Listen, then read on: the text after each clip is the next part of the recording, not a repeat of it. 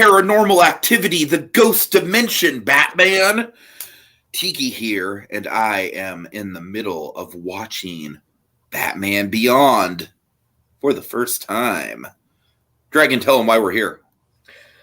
Well, you see, folks, long ago I made a vow to educate Tiki in the ways of Batman the Animated Series, serving as a spirit guide to Gotham in a way, but that was the past, and we must now enter the Batman's future.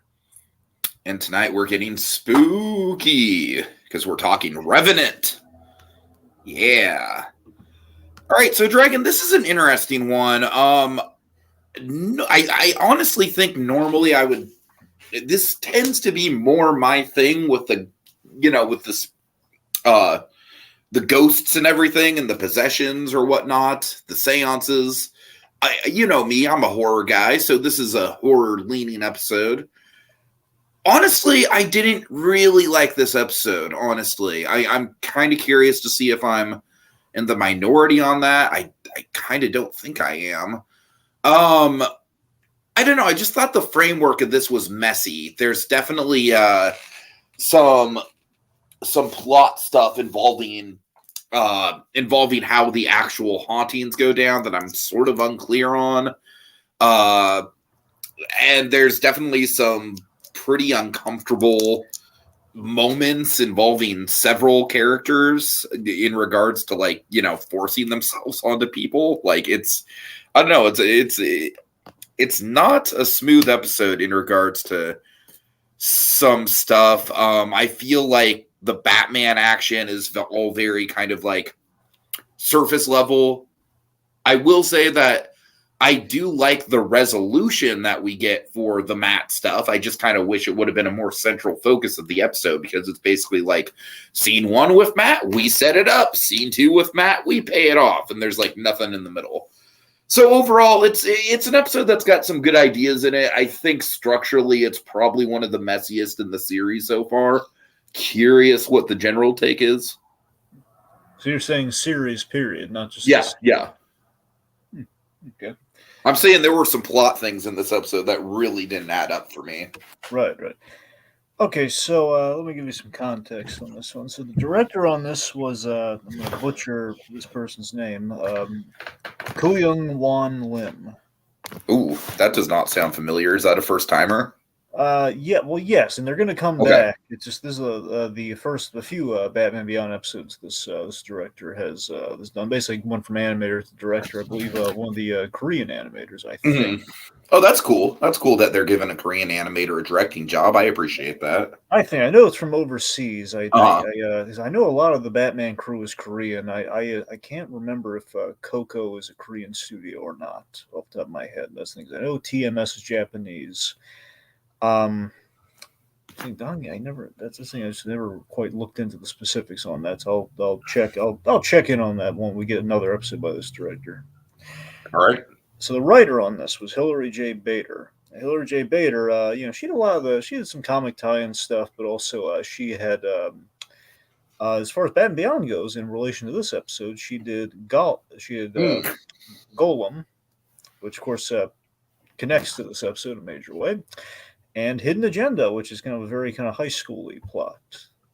She kind of that's kind of her specialty, is the more high school centric stories. Yeah, so the high school centric in this case, kind of high school mystery, if you kind of count like Hidden Agenda a little bit there, So yeah, so studio worked on this. Big surprise, Coco, little splash of marshmallows of Dong Yang. Oh my god! All right, so it's very odd, as you might have noticed, that 2 in a row we have kind of telekinesis, mind-centric episodes with hints of the supernatural in there. Yes. Episodes just back to back like that. Now, the presumption is that both of those episodes, especially this one, the Batman Beyond crew, they love Akira, and occasionally you get kind of an Akira love fest episode. And this is kind of that. Ultimately, okay, is there a lot to it? Not really. Is there a lot of great animation in it that's kind of Akira leaning? Yeah, there is. Sometimes they'll sprinkle in, like, for example, there are at least 1 to 2 Akira sequences, and let me say, in Rebirth there was an Akira sequence with the motorcycle chase. And in Return of the Joker, there's another Akira-esque sequence in there, and it's pretty good. So they like sprinkling their Akira in Batman Beyond, especially with the very kind of like the very Japanese kind of like look, very Tokyo-esque looking Gotham. Sure, Like sure. All right, so I mean, in terms of the reception of this episode, I mean, it's kind of like it's kind of in connection with Golem, in which folks are not not too keen on Golem. Ergo, they're not crazy about the sequel of it. So I mean, I never stacked them up one beside each other, but I mean, I don't think the consensus is rather would be glowing on this one, just given people are always down on Golem. And I actually like Golem a lot more than I like this one, because I think that episode was a lot more character focused. Right. Warp Monarch in the comments. Yes, he's just saying, hi, guys. Hey, man. Hey! Have you? All right. All right, so let's see. Here's when I go look back in this episode, it really seems the big takeaway in terms of where we're going this season and the show in general at this juncture is the long game that we're playing a little bit minimally in this episode, but it's going to flourish and I guess rather soon. It's Terry's progression. It's the fact that we see the family dealing with the loss. We kind of spend an episode on that. And, we're kind of touching on that a bit. Next episode, we're going to definitely have like a hit on that in a really nice way. Okay, because like I said, I like what was there about that theme this episode. There just wasn't a lot of it. And the other thing too is that we are kind of we're acknowledging we continue, and we've been building this thread, and we're going to really pay it off down the line this season, but then also I think majorly in season 3. But we're still threading the needle. The acknowledgement of Terry's time in juvie, which is really fun to come because we keep name dropping and we keep mentioning it, and we are going to do something with it. Maybe not a lot, like don't expect the moon from it, but we are going to pay it off in an interesting way. So we have not forgotten that like Dana's father says he's got a record.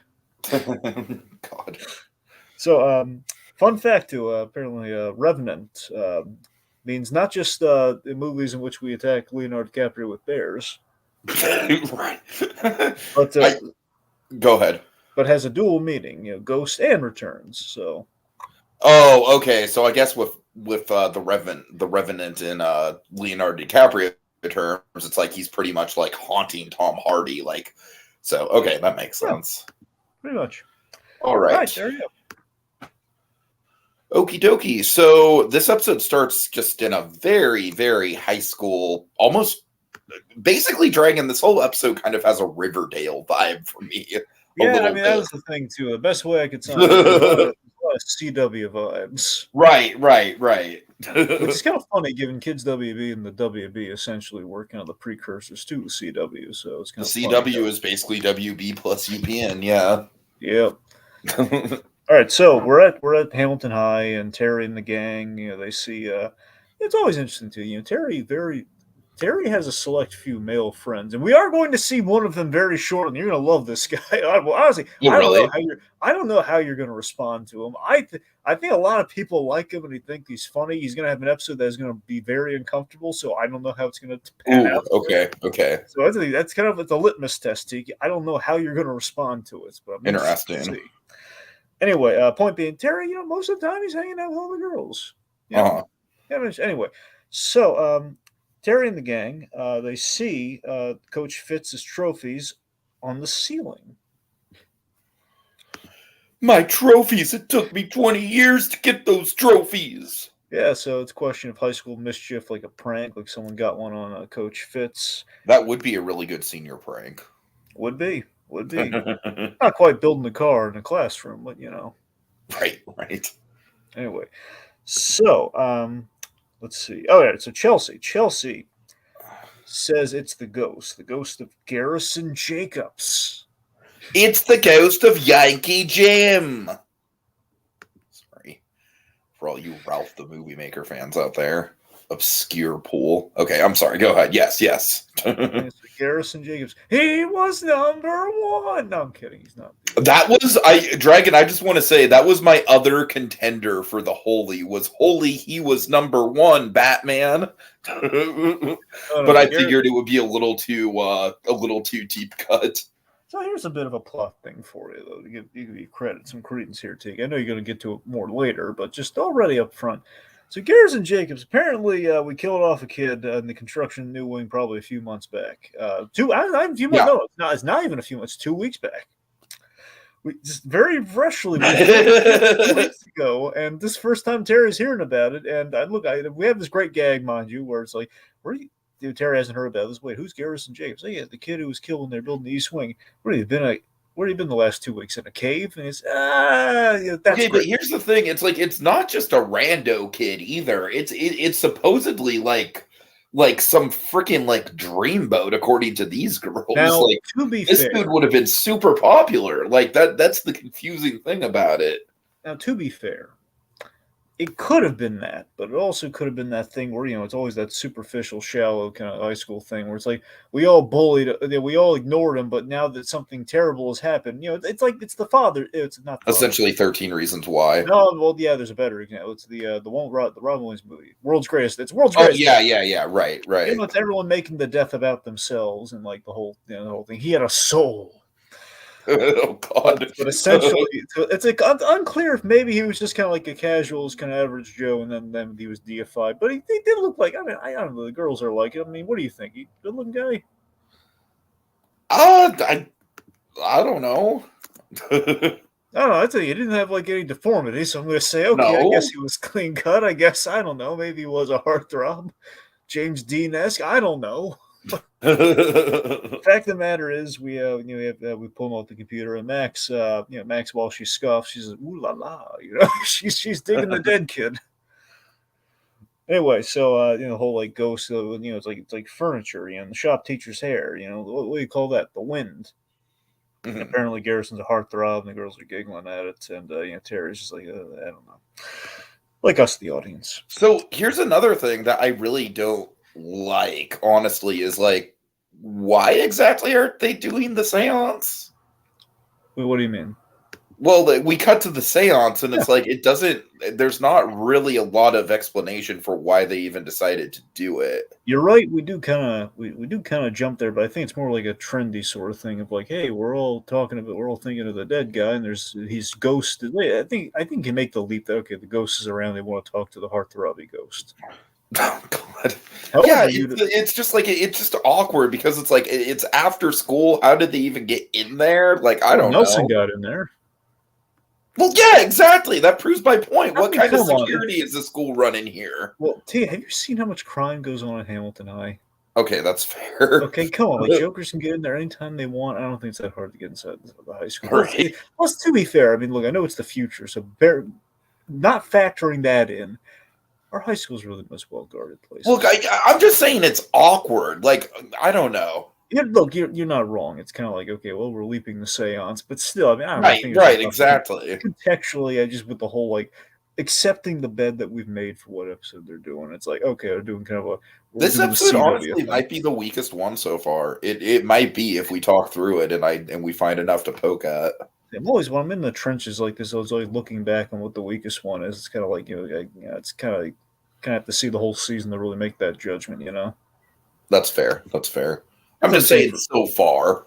Yeah, so far because I'm trying to remember if there's like if there's a weaker one in this season beyond this or not. Anyway, let's see. Anyways, we're doing a seance. We have the Ouija board. Tiki, the freaking Ouija boards right there. Yep. Yeah, and after hours, we have Dana, Chelsea, Blade, and then Old No Name. Mm-hmm. Old No Name never. Yeah, old No Name never. Yeah, Old No Name never comes back. Or at the very least, if Old No Name comes back, he's a background character. Old No Name's. I don't know if she even gets a line or. Oh my God! Screams in the later scene. I don't know. She's barely. I forget if she even says anything in this scene. Point being, we need a fourth girl, and we can't have Max because she would scoff at it. So we need a place. Yeah. So okay, background extra. You're in. Tag me in. Okay. I mean, that's another thing that feels awkward is that, like, I know that Max scoffed at it, but at the same time, like, usually in these seance scenes, there is a cynic within the group. So it's like Max would fit in. She probably wouldn't be down, like excited about it, but she would fit into the actual, like, dynamic of it. Yeah. All right, so they're doing their seance. Nelson, he barges in, says, what do you girls need with a dead guy when you got a living one right here? Would you rather have a living one? Yeah, but I don't know. The fact that he just goes in for the kiss is kind of like a little off-putting. No, did he go in for a kiss? I don't think he Yeah, did. he does. You sure Watch it about again. that? He definitely goes in. He definitely does the lip puckering I thing. know he leans in. I thought there was like a smug expression. That's him making No, kissing it's face? literally like a lip puckering. Like, come on, plant one on me. All right, fair enough. Okay. Anyway, because that thing, Nelson has like one of those punchable kind of obnoxious jock faces where he does the Nelson stuff. kind of feels like so far he basically feels like a Flash Thompson with no Yeah, redeeming quality. exactly. That's precisely it, though. He's Flash Thompson without any redeeming value. Right, right. We'll make him Seth Green just to give Seth Green the power trip. Oh my god. This dude just looks nothing like Seth Green. Well, no, that's the thing. He looks like in Green. Elseworlds, if Seth Green were a jock, because he has the red hair and everything. That's true. That's true. And he wears green. Just throwing it out there. Anyway, the point being, like they say, no using the Ouija board, and a little giggle there, and he kicks the board, but then the board levitates, and it hits Nelson. Bam! They ain't happy with him, and the fire extinguisher explodes. Utter bedlam. Yeah. So Batman is driving around. This is a buy. So Batman's on patrol. It's totally a buy. It's totally a buy. To be fair, at least Bruce Wayne grounds the buy, though. Where he's like, so Batman's on patrol here, and he's like, Terry, this is a waste. You wasted enough time on this. I mean, think about this, Dragon. Like, even Bruce Wayne is like, Terry, you're too obsessed with this. Come on now. It is, yeah, that's saying something. So it's the fact, like, you put too much time in this. Okay, you should be patrolling real crime, like on the docks. Smugglers, not your high school. Right, right. And so Terrence wants to prove that it's a hoax, and it just paid off because all the other bedlam going on the inside. Blade, who, by the way, just to shout Blade out. Of course, Blade was a key player in the Golem episode, so a little bit of foreshadow there with her inclusion. See, Blade important, no name, well, not important. Blade, played by, I think I mentioned this during the Golem episode, but Blade, played by a familiar voice actor that we both know. Yep. Melissa Disney. Oh, nice. Of course, you remember Melissa Disney. I mean, obviously I know the name, but remind me what else she's done. Ginger from As Told by Ginger. Okay, of course. Got it, right. It's frickin' Foutley, man. That's actually crazy that Ginger Foutley was played by a Disney. Yep. Anyway, so Batman enters. Let's see. So we have the scene. We seriously should do a retrospective on that show at some point. Just throwing it out there. Yeah, we should. I mean, that show is so fucking good. Yeah, check out the streaming because I think it's streaming on Paramount, but I don't know. It should. I hope it's streaming on Paramount. I would be upset if it wasn't. Yeah. Anyway, let's see. So, Blade says he's here for a reason. Basically, he must be. I'm sorry. Well, sorry. He's here for. They think he's here for them, but he's actually. It seems like no, I'm not here for you. You're here for a reason, aren't you? I'm not. And he leaves, trying to run for his life. Let's see. So Garrison in quotes here. He's tossing chairs at everyone, and Dana's in peril. Like, poor Dana. And when you realize who the ghost is, like, man, Dana was nice to our ghost. Why is he throwing chairs at Dana? That's very true. Yeah. All right. So Batman. Okay, but here's the thing, Dragon. Here is what I don't get. Let me just address the power thing right now, just so we can kind of move past it. Maybe you can explain it to me. Is like I assume that this whole time, the perpetrator, let's just say, I guess, just to not give it away just yet, even though I'm sure everyone watching knows who it is he still in his isolated location? Like, he's not physically at the school, right? No. So does that mean he has so can he see what's going on in the school? That's what I don't get. Yeah, that's like, how is he doing it from such a distant location? It is a good question, but especially because the stuff he's doing is like very specific. You know what I mean? Like, it's aimed at different people and stuff. Like, if it was just general, if it was more generalized, I think I'd have less of a problem with it. But it literally feels like there's like someone in the room, like physically controlling everything. You know what I mean? I mean, I guess I just have to buy into the fact that he's got like a, you know, like a third eye thing where he's seeing what's going on in the school or something, I guess, right? Yeah, let's put a pin in that. We'll go over how the thing exactly works a little later when we do the big reveal and everything. Okay, okay. In the meantime, I just wanted to bring it up just because that is probably like my big hang up with the episode, just as a whole, plot wise. All right, so Batman saves Dana, then Batman saves. I love this. He saves Nelson, but he drops him into like. Well, also keep in mind, I love how he's like, I can't believe I'm saying this, but if you want Nelson, you're got to go through me. Yeah, now, I don't know about you, Dragon, but that kind of, I feel like that's kind of a funny, like, you know, like Batman kind of showing his bias a little bit. Like, yeah, even I don't like this guy, but you're going to have to go through me to get to him. Yeah. So I love these, he just drops him in the debris because it's like, yeah, I'm not going to give this guy a soft landing. And plus, I love that he calls it, goes, okay, Casper. He's calling him Casper. Right. But yeah. Casper!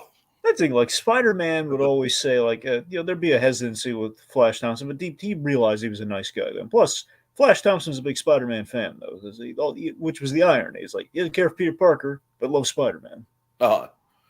Anyway, so during all this, too, you know, here's a bit there. Here's my big Flash Thompson moment of the episode, though, or the anti-Flash Thompson moment of the episode. Batman's attacked by ropes and he's tied up and everything. He's being hit by bleachers. Now Nelson is running away. Now Flash Thompson, on the other hand, he would have run to help Spider-Man. Oh, absolutely, no question. Yeah. I think even pre-Marine Flash Thompson, he would have run back to save him. No, I think you're right. Yeah. Yeah. So, okay. Almost all Flash Thompson. Totally Revelatory Flash Thompson would not do that. Oh, no. Oh, God, no. Absolutely not. That guy's the Shostakola Flash Thompson, but, you know. Right. Yeah, take that, Revelatory. You were great in that one movie, but not so great in those other movies. Anyway, I know you're doing your best, but it wasn't enough. So, Be nice. Anyway, I said he was great in the other movie. I know. Anyway. So we have like the monster carpet gag, and then we have the giant scorekeeper. At least the giant screen. I think it's like a scorekeeper for the games. This is a really great visual. It just drops down. It's basically like, you know, coming at him like a wall and closing on him. And you know, he basically wraps Nelson up in the wrestling mats and tosses him out the window. Yeah, that's fun. That was a good last second escape. I must say, I like almost being crushed to death by this giant immovable thing. All right, so. We're in the Batcave. Yes. So, he tells now. This is like, here we have essentially the Great Conroy scene here. I agree. I definitely agree. I knew the moment it's a lighthearted Great Conroy scene, but it's still a Great Conroy scene. The moment we had the Great Conroy as a thing, I'll admit I was waiting to get to this episode because I really. This is like one of the as a lighthearted one, mind you. It's like, for sure. This as far as the fun ones go. This is always like the fun, iconic like pull of like all the fun, you know, kind of like Great Conroy. This scene was always remembered because it starts off so epic and it has this really funny endpoint. Anyway, so so he's telling Bruce about the whole ghost experience here. Like, you believe it's a ghost? And he says like, well, the girls are in mourning. The guys are The guys are starting to dress like them. It's just like, but you're not everyone else. And here's something fun, though. Bruce and Max have the same mentality here, which, again, is kind of building to Bruce Wayne maybe eventually. He's going to have some feelings about Max in the little kind of circle of trust here. But, well, I feel like with the Max thing, there's already the thing of, like, you know, like her basically, like, taking advantage of, like, oh, he's going to pay for all this shit, you know? Like, I don't know. Like, just that alone, plus I definitely think he's not happy about the trust thing, so exactly. Yeah. So there's an arc with Max, and I like how we're kind of, even when they're not. That's the thing. They're still not inhabiting the same scene. So it's the fact that we're kind of like getting them in the same stratosphere, so to speak. Here, Max is like they're on the same page. Max doesn't buy into the ghost thing either, and essentially says anything people can't explain is magic, which is essentially paraphrasing what Max said earlier. Anyway, so now here's the reason. So Terry says, yeah, right, yeah, because you don't believe these kind of things. And then we have this great... He basically goes into, like, a similar monologue that we got from the Dial of Destiny trailer. Yeah, where he says... That's what it reminded me of. Of course I do. I've seen it all. Demons, witch boys, immortals, zombies. But this, here's where we get into the Great Conroy girl. But this, I don't know, it just feels so high school. Yeah, that's wonderful. It's So, wonderful. what? And I also love the look on his face where it's almost like, like he's like contemplating, like, how the hell did it get to this point? This is so dumb. If it didn't visually lack what we needed for this, I would have absolutely gone with that for the thumbnail. Yeah, I feel ya. I was so tempted because the fan in me wanted that is him saying so high school, but then out of context, I wouldn't have played it. Right. It's like Bruce Wayne looking confused and stuff. Exactly. Anyway, I gotta be honest. Even going back to Force Awakens, when again, oddly, both Harrison Ford moments of him like saying, "I've seen it all." First thought that popped in my mind is this scene. Mm-hmm. It's always been this scene because it's just so perfect. And also, retroactively, thanks to Justice League, which again did not exist when they were doing this, at this point, we have seen Batman either go up against these things or now we have seen him go up against these things. So it's kind of a line like, well, we did have him say it that one time, so maybe we can technically make that happen in the DCAU because he's gone up against demons and witch boys and new adventures with Etrigan the Demon and Clarion the Witch Boy, Immortals with Ra's al Ghul and Avatar. You had that weird zombie-like mummy person. Right. The Egyptian goddess, essentially. And then in Justice League, you have Solomon Grundy, so zombies. Sure. All right. Anyway, so Bruce Wayne scuffing feels so high school, just the way he delivers that. All right. So let's go down the pathos rabbit hole here, Tiki. Sure. Dinner at the McGinnis house. Yeah, so Matt has a very, very relatable kind of problem for a kid that lost their parent at a very young age, which is he is starting to forget his father, just point blank. Yeah. Which is even something we've seen Bruce Wayne go through a little bit, even in adulthood. Totally. I want to see if you remember this.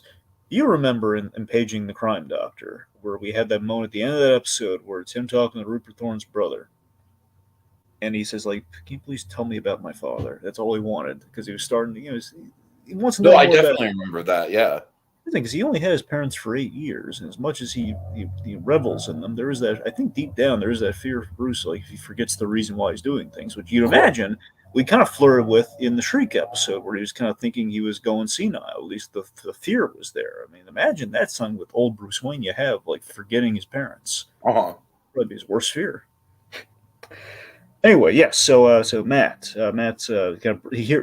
Terry's either words gotten around or Terry's brought up what's happening at school with the whole ghost thing, and Matt brings up the whole seance thing. He's like, yeah, we should have one of those for Dad. And I love the moment that we play here and the discomfort and sadness that Terry and Mary feel in this moment. Like, oh man, we have to clip the kid's wings. Right.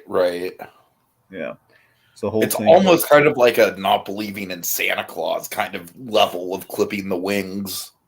Yeah, and of course, Terry Garr is really good in this scene. She's like, "No, Matt, it's a board game. It's fake. It's not exactly. Yeah. He's not coming back. He's not a ghost." Which it's just very. In order to really do that, Matt, we would need a weird, creepy, disembodied hand that may or may not be molded in clay. Talk to me reference. Right. Okay. Anyway. I'm going to comment. I'm going to point out Warp Monarch here. He says this hurts even more with Terry. He felt responsible for not being there for his father, which makes the girls talking about dead people very insensitive.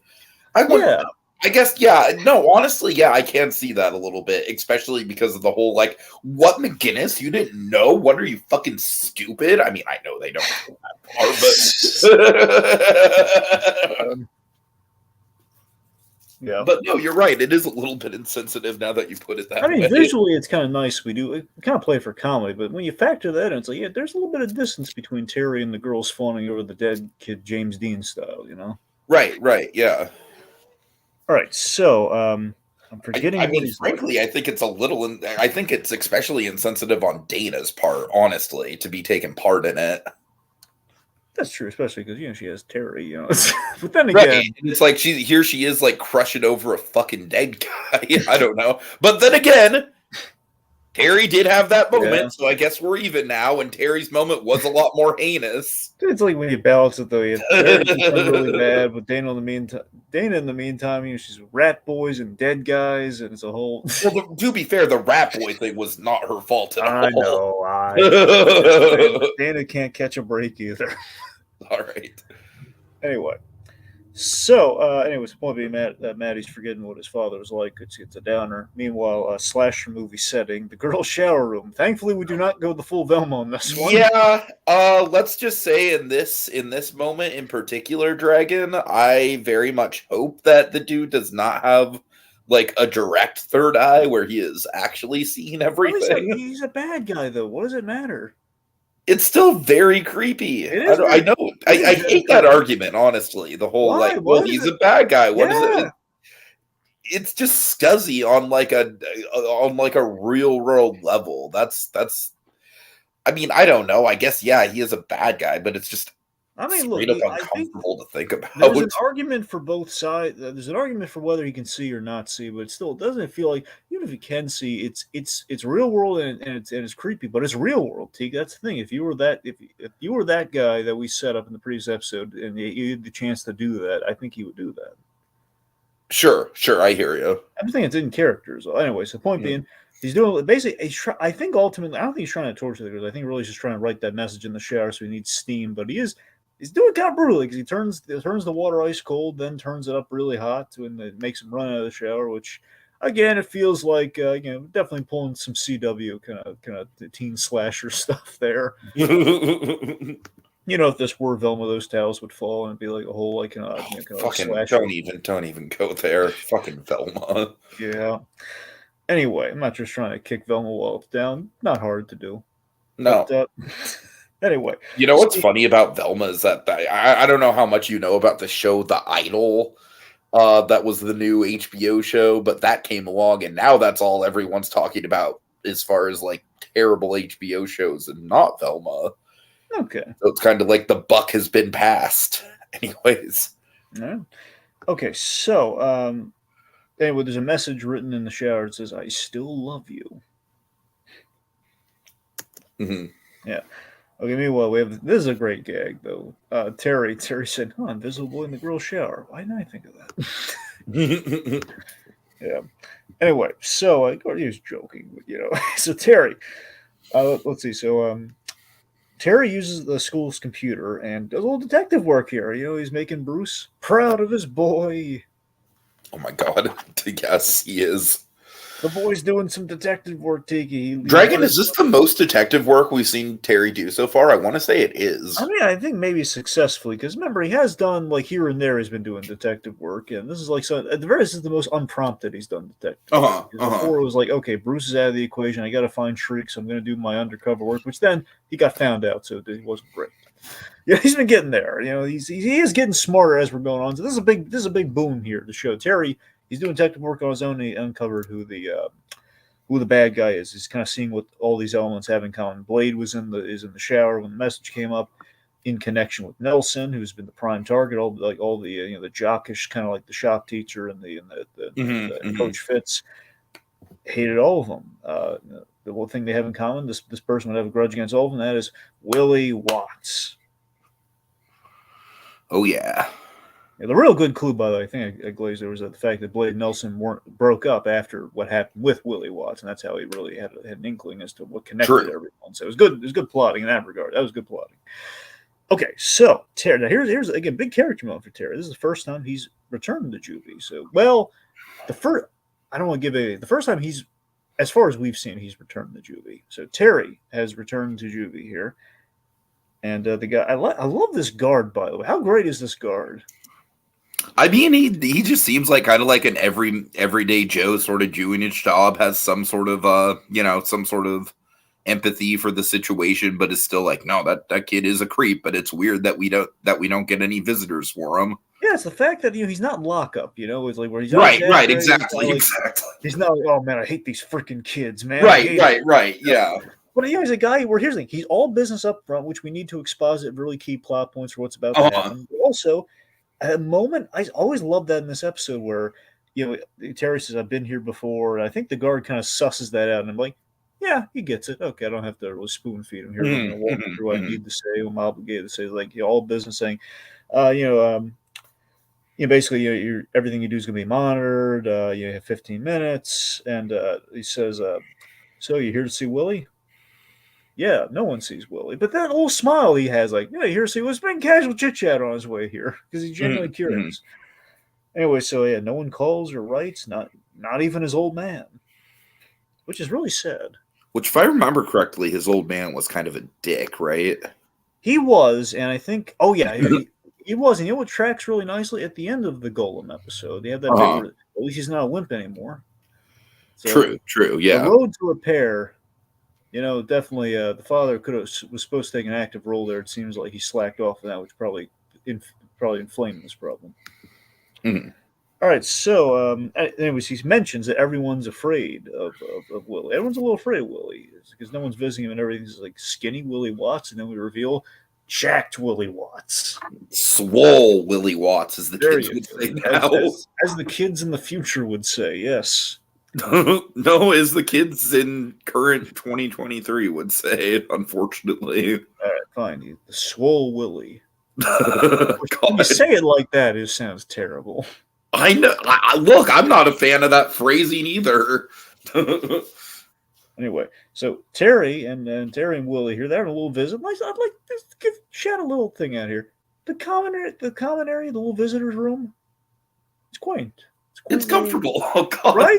no. There's like there's a little fridge. There's like a little fridge that gets thrown during I'm just the laughing action. because that is like the most minute detail that you and I would both appreciate. Oh yeah, it's just the fact that it's a cozy little room. I think there might be a couch in there. I can't tell, but there's like a table. It definitely feels more inviting than like the typical like jail visiting area for sure. And you and I revel in pleasantries, but you know what? I know for a lot of reasons, but I like the fact there's water on the table. I appreciate it. I appreciate it. Like water on the table, like they got a couple filled glasses. Like, here you go, guys. Stay hydrated while you're catching up. It's just nice, It's just showing, like, we're not like, that. Of course, the water was on the table for a very plot specific reason. I know, it's a very plot specific reason. There was like a fridge of cold beverages. Plot specific pleasantries. Hell yeah. All right, anyway, so here's something nice about this in terms of where we're going with Terry's progression this scene. So Terry was nice to Willie in the Golem episode, which we did establish. And Willie, again, no one's come to visit him. So I think on some level, Willie does have a friendship with Terry here that is genuine. I would like to think so, yeah.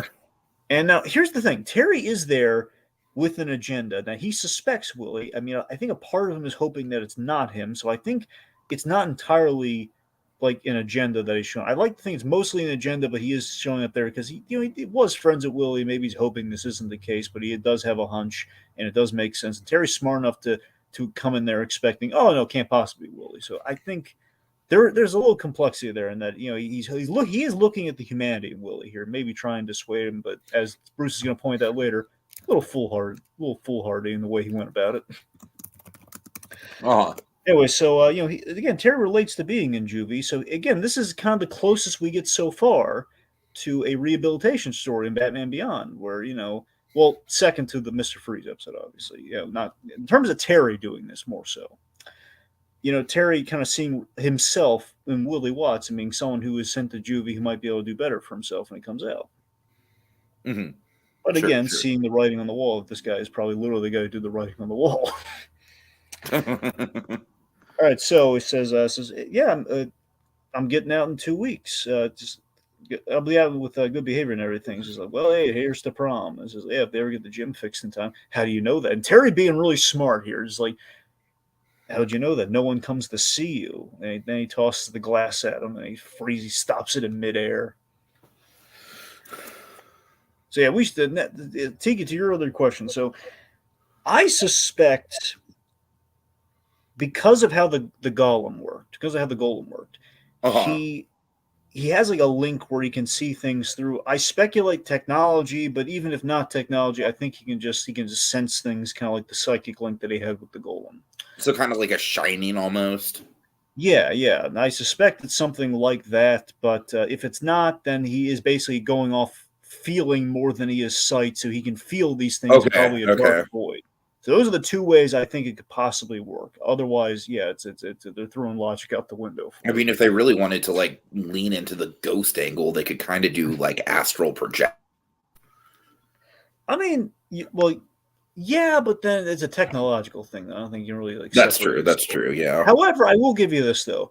Given the namesake of the episode, given we do mention the golem, and given it is in connection to that, that's what I'm saying, man. I feel like after this reveal, the supernatural side very much kind of like drops out of the equation, and that's another thing that I don't like about this episode. It feels like the plotting is just kind of all over the place. I don't know about that because I do think visually we are kind of still having kind of a creepy supernatural vibe to that fight. Literally, the fight ends in the afternoon, Dragon. That's one thing I very much noted, is that it felt out of character, not just for a supernatural episode, but a Batman episode to have the final fight take place in the afternoon. Okay, we'll put a pin in that. We'll get there. My point is, what I kind of wish they did is if we just kind of had Willie miss the golem a little bit there. I mean, I think that would have been more of like, you know, it's kind of a ghost, and the ghost of his friend has imbibed him with powers even stronger than he could have imagined, sort of thing. Like, you know, the golem was like that was the only friend that he had, sort of thing. You know.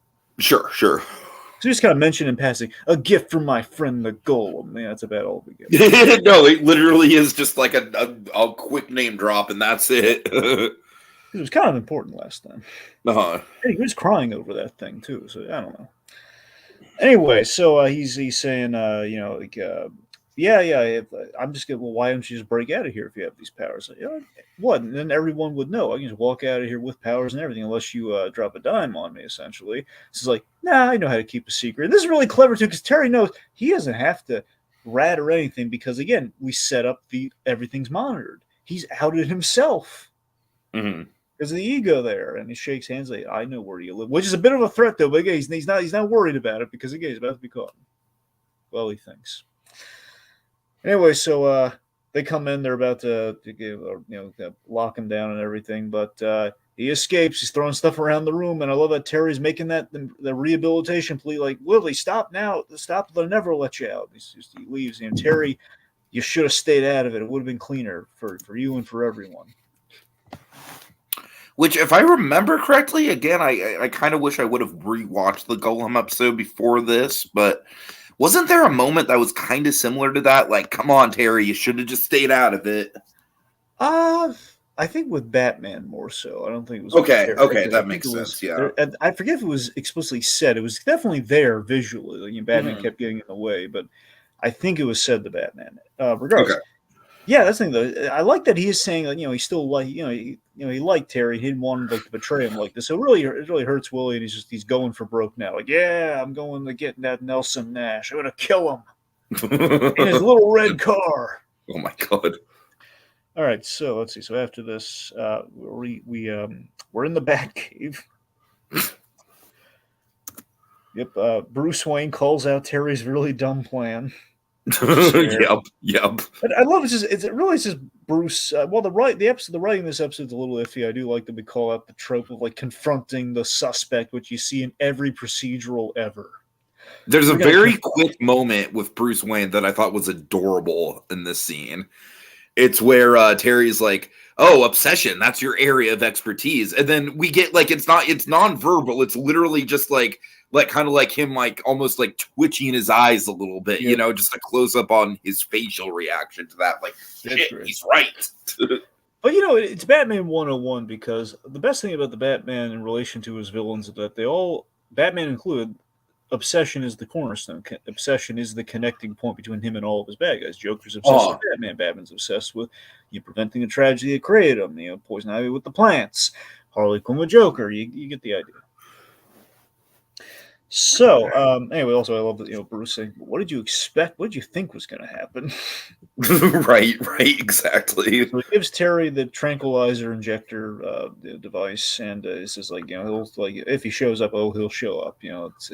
He's drawn to the school. It's an obsession. And then we have the gag you just mentioned there. Okay, so we're at the school, and Babs, Tiki, it's Commissioner Gordon. The other one, it's Commissioner Barbara Gordon. Yes. Yeah. And good news, Dragon. So far in the series, we've still yet to really get into the creepy Bruce and Bab side of it all. I think they already did that, Tiki. I think we already kind of did that episode. Uh-huh. That's the thing. That was the classy way they did it, and we moved on. Fair enough. Again, retroactive, though, we went back. It's like, now we have that. So all right, technically... so Dragon, correct me if I'm wrong. Is this kind of the first time that Terry and Gordon are working, like, directly together, like, unambiguously? I believe so. I'm trying to think if we, that's the thing, because they kind of, that's the thing, because reluctantly we had Curare, which doesn't count, which is not what you're looking for. You're looking for in terms of, like, them officially being on board, and, like them both being on the same page from the jump, yeah. That, in that case, yeah, that's true then. Yeah, so I think that's a cool little milestone that we reached here. It doesn't really get a lot of fanfare, but it's there. And again, that's the thing. It's still a little reluctant that, Barbara's doing a classic commissioner, like a classic Jim Gordon thing right now here, where it's sort of thing where, Gordon's always like making a logical play at the behest of the Batman to stuff shirt, in this case being the high school principal, saying, "You know how many parents are gonna be upset with me if this whatever's happening here doesn't happen." This is like, well, I'm gonna have you up on charges, sir, if you endanger these students. So everyone gets to leave school like roughly half day, or gets let out until further notice. Mm-hmm. No one's complaining. And Terry has really cute moments. He's like, "You're a hero to my people." That was a cute moment, yeah. It is so cute. And she's like not having it. It's also a cool moment to kind of just like showcase like the generational divide in the different Batmans. Batman and Gordon, they're getting coffee and they're being buddies. Right, exactly. Yeah. Anyways, this kid. This kid jumped the wall. Anyways, by the way, fun little fact here. Principal Nakamura. The last name Nakamura is an animation nod. There's this great animator by the name Nakamura who I believe had like this animation trope to his name.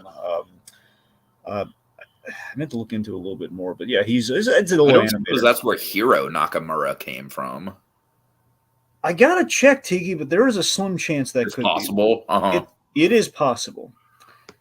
But yeah, I remember it because in Family Guy, way back when, the good years of Family Guy, early on Family Guy, in fact, that thing is called The Live and Die in Dixie. There was this deleted gag that mentioned on the commentary about Mr. Nakamura, the recurring raccoon gag. Apparently, there's an animation strip called like a Nakamura, in which it's somewhat of a running gag like that. I don't know if it's like the original running gag was. Okay. Interesting. The raccoon jumping on Peter's face throughout the episode was a Nakamura. Oh God! Right. Yeah, I gotta. It's been forever since I've seen that, so that's why I'm a little fuzzy on it right this second. But anyway, so okay, so we have the Akira car shenanigans going on here. yes, essentially. Nelson's heading to the beach, and he's in for a wave of a good time before that surfs up. So seriously, Lily just showing up on the car, and here we have like the supernatural. It is a very anime moment, Dragon. It absolutely is. Just like the guy's rival just popping up on the car and making a pun. It feels like Akira meets Andrew from Chronicle. A little bit, yeah, totally. I mean, Willie very much has that vibe. Generally, that's the thing. In character. I think I may have talked over it for you, but how do you feel about kind of like the new take on Willie? Because I'm not feeling the episode, but just in general, like Willie being. I mean, I do like the idea that he he got buff basically because he was bored. I feel like that's realistic. That's probably what would happen with a kid like that in juvie. But also the full-on telekinesis, Steve. What do you feel with the full-on telekinesis vibe? Well, I mean, like I said, I'm less enthused about that just because I think the rules are a little vague. There is one thing I really do like about it, though, in context, is that I like that, again, the whole point of Golem in the third act of that episode was that it essentially turned into Carrie. And the fact that he's kind of gone full Carrie here in terms of how his powers work. So, like, now he can do the full Carrie, That's true. That is an interesting little progression now that you put it like that. Yeah. Anyway, so Willie's on the hood of the car, just basically goes to crash it, and like Nelson dies out of the car at the last second. So Willie getting car revenge on Nelson for the second night because he's destroyed that car twice now. He has, yeah. All right, the crash is like very dramatically animated too. Yeah, because I mean it's like the impact is pretty realistic. Yeah, it shows you the danger and the dread here. Like Nelson didn't jump out of that car. You know, it would have like creamed. Also, I like the fact that in evacuating the students, like I think roughly the plan is, either it's going to happen in the parking lot, or more likely it's going to happen on. He's going to track Nelson to wherever he's going. That's where Willie's going to follow, and that's where they'll nab him. I believe that was essentially Batman's plan here. So Willie here has a great line about being the bully now. Like, who's the bully now, Nelson? Yep. It's funny. I think they used that for like the writer's strike or something recently. Oh God, really? Yeah, Grant Gustin and Matt Luncher. They coined that whole like, who's the villain now, Flash? That's awesome. That's awesome. Right. So let's see. Anyways, the point being is I understand now why you picked on the weaker kids. I didn't understand until right now and right this moment. That's a good payoff for him, I feel, with the whole telekinesis return. This is, well, it's not fair. You have powers. I don't stand a chance. Says, okay, we'll do it mano a mano. They have a brutal fist fight. Nelson's going till it's live or die right now for him. So, bam, fight, and then of course he cheats a little power, and he throws him into a car, brutal car slam, and then things get creepy. He says, oh, there's Blade. I took out the bully. I'm gonna take the girl.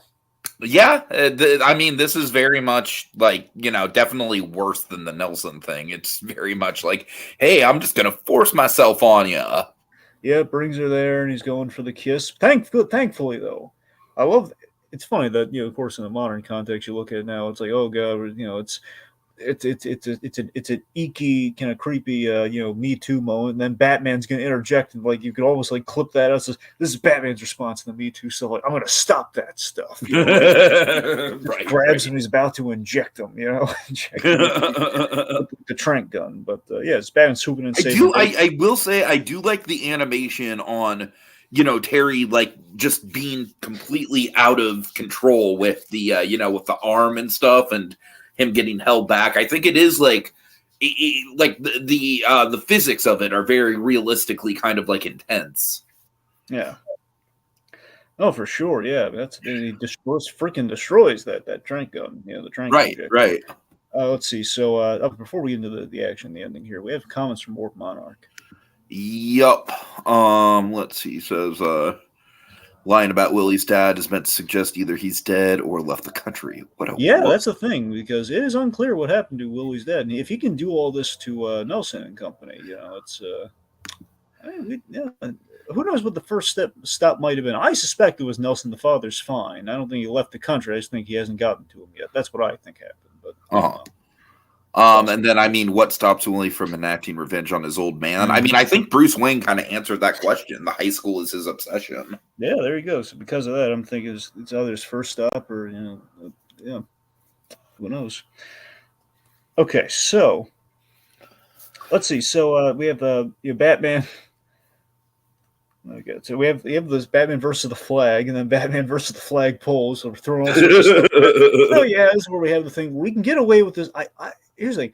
We can get away with this stuff more with Terry McGinnis Batman than we could with Bruce Wayne Batman. But it's Batman in broad daylight. It's always like a weird visual. Yeah. I mean, yeah, like you said, we can get away with it more with Terry, especially in the high school setting, but still. Also, it helps that he's like a walking shadow, so at least it's not like why is we're doing like less Adam West, like there's just in full costume in broad day. Sure, exactly, like, yeah. Wow, like a shadow, like walking in broad day. Plus, he can do the camouflage thing, so Yeah, so we have the throwing things, Adam and everything. They have this fiery car wreck. Yeah, well animated stuff, by the way, so shout that out. What I learned in Juvie? You don't kick a man while he's down. He pulls out the giant logo of the high school, literally the symbol of the high school. He's about to crush Terry with it. That almost kind of gave me like an Onward vibe, just as far as like kind of weaponizing the school logo / mascot kind of thing. No, absolutely, yes. So then Terry throws the flashbang batarang at him, which blinds him, which then causes like kind of a psychokinetic tornado. Mm-hmm. And then Willie knocks himself out with a tree. Willie, watch out for that. Chaz Fenster's just like flying at Willie like, I'm the Willow! Or oh god, just imagine it's Chaz in the costumes. Exactly. You have to be stopped. I was the Willow. Oh god. Oh my god. Anyway, Okay. so Willie's knocked out. Meanwhile, Willie is alone in his cell. He's got like the brain dampening, the power dampening helmet on, which I'm convinced. I got to look at it again to see if it's the same exact design. But I think Wildcards repurposed that design. I think Wildcards, basically, sometimes they do model dumps and recycling of old designs when they did Justice League. So I think they look back like we need something to dampen powers and as like a helmet. Let's use that. Sure. All right, so he's alone there, and sorry, kid, no visitors. And then we have our heartwarming ending. Tiki, tell us about our heartwarming. This is awesome. Yeah, it's basically Matt and Terry just looking through old family photos of an old family camping trip. Let's see, I forget what Matt says. Something about like Terry getting caught in a wasp nest or something like that. Some sort of like the hornet's nest. Yeah, hornet's nest. That's what it was. Yeah. Yep, and it's just like we basically laughed a whole lot. I said, oh yeah, at least you guys can laugh as he's rubbing his side. Like, yeah, that's right. Anyways, it goes on to Terry like saying, yeah, see, you remember him, yeah. Mm-hmm. You remember always as long as he's here, and then he tickles him, and it's cute, It's like it's a really nice ending for sure. Lighthearted brotherly moment. Yeah. So I don't know, Dragon. I'd have to kind of peruse the the rest of the episodes that we've covered so far. But as it stands now, like at the very least, I would say it's kind of bottom tier, if not the worst. It's got it's got a couple redeeming qualities here and there. Certainly the Bruce Wayne moments, but overall, it kind of just feels like this episode is like a few very memorable moments, and then it's kind of like, buried in a lot of just forgettable sort of schlock. I don't know. Let me ask you this. Okay, so my recollection, I think the episode you were down on most before this was the Stalker episode. So are you